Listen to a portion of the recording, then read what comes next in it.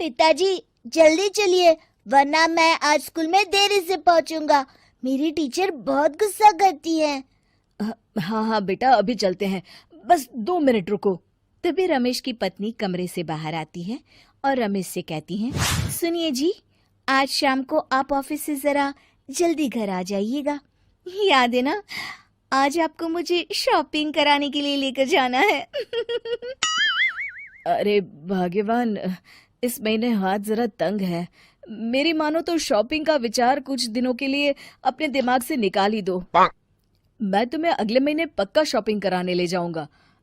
अभी मुझे चलना चाहिए, वरना राजू को स्कूल पहुंचने में देर हो जाएगी। देखिए जी, अब आपके ये बहाने पुराने हो चुके हैं। मैं कुछ नहीं जानती। आज शाम को मुझे शॉपिंग करने जाना है, मतलब जाना है। आगे आपकी मर्जी। अच्छा ठीक है भाग्यवान, अब तुम पूरा घर सर पर मत उठाओ, मैं कुछ करता हूँ। इतना कहकर रमेश अपने बेटे राजू को लेकर वहां से चला जाता है।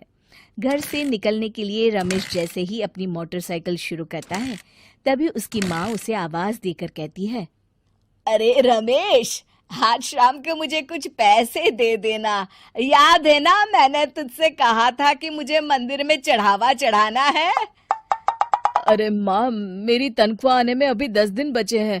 अभी मेरे पास बिल्कुल पैसे नहीं है। हाँ, मेरी तनख्वाह मिलते ही मैं तुम्हें पैसे दे दूंगा।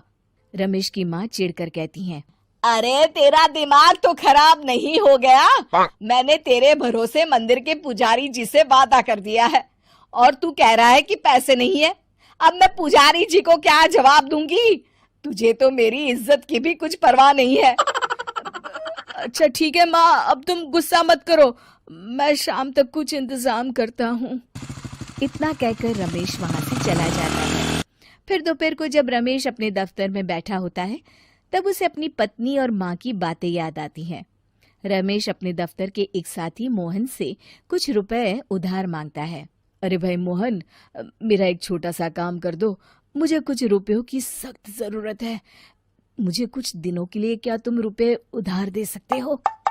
अरे रमेश भाई, मैं तुम्हें पैसे उधार तो दे सकता हूँ, लेकिन मुझे वक्त पर पैसे लौटा देना। वैसे भी मेरा मानना है कि दोस्ती यारी में कभी पैसों का व्यवहार नहीं करना चाहिए। ये कहावत तो तुमने सुनी ही होगी कि उधार प्रेम की कैंची है। मैं नहीं चाहता कि पैसों को लेकर हमारा रिश्ता खराब हो। अरे मोहन, तुम बिल्कुल चिंता मत करो, मैं तुम्हारे पैसे वक्त पर लौटा दूंगा। फिर मोहन रमेश को पैसे दे देता है। शाम को घर आकर रमेश कुछ पैसे अपनी माँ को देता है और साथ ही अपनी पत्नी को भी शॉपिंग कराने बाजार लेकर जाता है। रमेश की पत्नी और उसकी माँ का स्वभाव जरूरत से ज्यादा खर्चीला होने के कारण दोनों हमेशा बेवजह पैसे खर्च करती हैं। फिर एक दिन, सुनिए जी, अगले हफ्ते हमने छुट्टियों में कहीं बाहर जाने का प्लान बनाया था। आपने पैसों का इंतजाम कर लिया ना? अरे अभी कहाँ, अभी तो मेरे पास बिल्कुल पैसे नहीं है। हम कभी और चले जाएंगे। देखिए जी, मैंने सभी सहेलियों से कह दिया है कि मैं बाहर घूमने जा रही हूँ। अगर मैं नहीं गई तो सब मुझ पर हंसेंगी। आप कहीं से भी पैसों का इंतजाम कीजिए जी। इतना कहकर रमेश की पत्नी वहां से चली जाती है। वहीं दूसरी तरफ रमेश की माँ भी तीर्थ यात्रा जाने की जिद करती है और रमेश से पैसे मांगती है। फिर अगले दिन रमेश एक सेठ से पैसे उधार लेकर अपनी पत्नी और बेटे को घुमाने ले जाता है और अपनी माँ को भी तीर्थ यात्रा पर भेज देता है। लेकिन जैसे ही रमेश अपनी छुट्टियां बिताकर वापस आता है, कर्जदार उसका जीना मुश्किल कर देते हैं।